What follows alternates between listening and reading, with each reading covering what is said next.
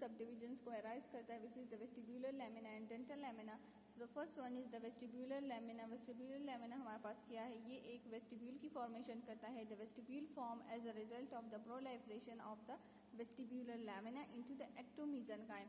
हमारे पास यहाँ पे एक्टोमीजेनकाइमल सेल्स हैं, वहाँ पे हमारे पास सेल्स की प्रोफिलाइजेशन हो जाती है। प्रोलाइफरेशन के वक्त हमारे पास वहाँ पे वेस्टिब्यूलर लैमिना बन जाता है। ये वेस्टिब्यूलर लैमिना आपकी माउथ में वेस्टिब्यूल की फॉर्मेशन करता है।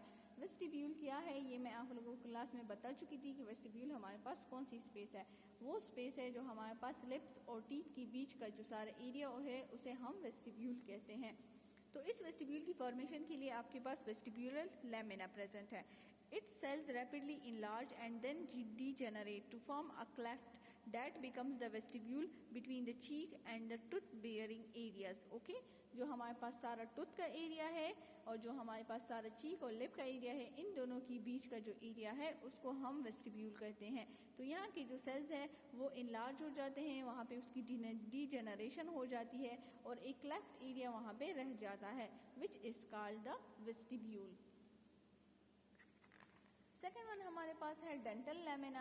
सो डेंटल लैमिना के बारे में हमारे पास ये है कि डेंटल लैमिना के ये हमारे पास 3 स्टेजेस देता है। ये डेंटल लैमिना हमारे पास टूथ की फॉर्मेशन में भी हेल्प करता है।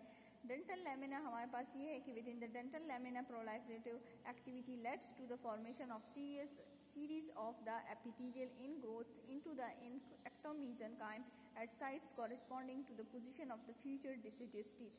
So first one हमारे पास जो टूथ फॉर्म होते हैं वो deciduous teeth हैं। इट मीन्स कि हमारे पास डेंटल लैमिना जो है वो सबसे पहले deciduous teeth की फॉर्मेशन करेगा, उनके सबसे पहले बुड्स बनाएगा कि वहाँ से हमारे पास उनकी टीथ बने और फिर उसको जब हमारे पास deciduous टीथ निकल जाते हैं तब हमारे पास परमानेंट टीथ आते हैं, तो फिर उनकी वहाँ पे डेवलपमेंट स्टार्ट होगी।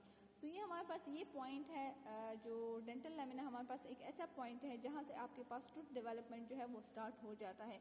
टूथ डेवलपमेंट के हमारे पास 3 स्टेजेस हैं।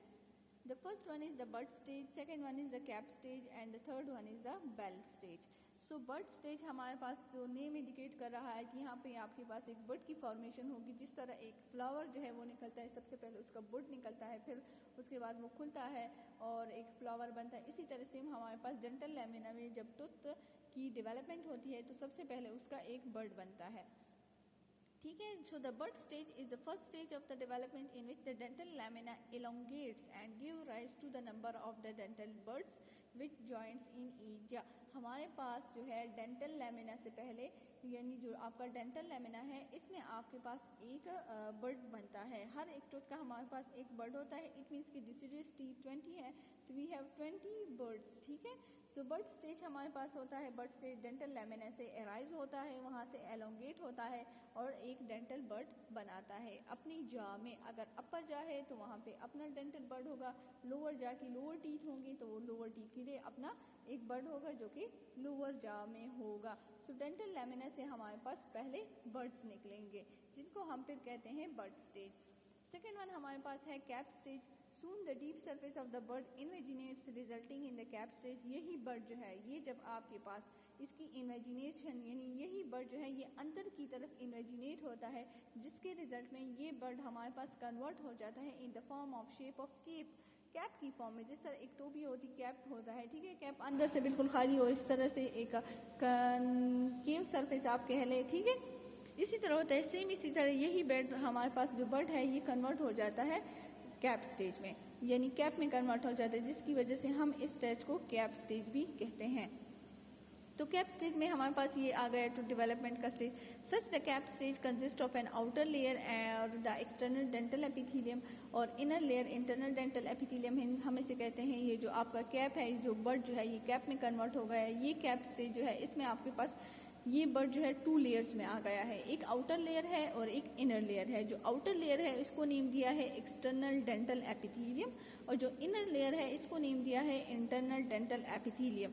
और इन दोनों लेयर के बीच हमारे पास एक सेंट्रल कोर है which is called the stellate reticulum. Stellate reticulum हमारे पास एक सेंट्रल कोर जो इसका सेंट्रल एरिया है लूजली वूवन टिश्यूज है जिनको हम स्टेलेट रेटिकुलम कहते हैं।